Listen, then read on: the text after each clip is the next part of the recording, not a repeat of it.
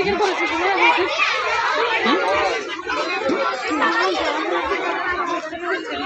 যে এসে পৌঁছলাম কৃত্তিবাস গঙ্গায়। এটা নদীয়ার খুব বড় গঙ্গা, কৃত্তিবাস গঙ্গা। দেখুন বন্ধুরা, খুব উত্তেজনা চলছে। কালী পুজো সব স্নান করতে এসছে। এখানকার নিয়ম আছে, কালী পুজোর আগে স্নান করতে আসে। আর দেখে তো ভালোই লাগছে, সবাইকে সব খুব খুশি। গঙ্গা আপন মনে বয়ে যাচ্ছে।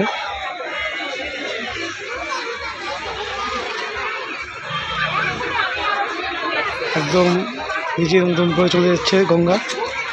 আমরা সে বেরিয়েছি 1 ঘন্টা আগে। খুব ভিড়, খুব ভিড়। এখন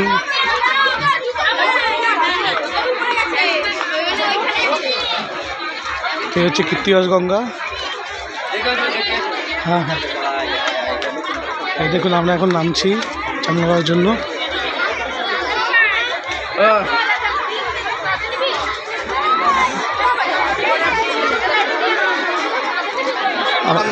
এখন চান করার সময়, চান করে আবার শুরু করবো।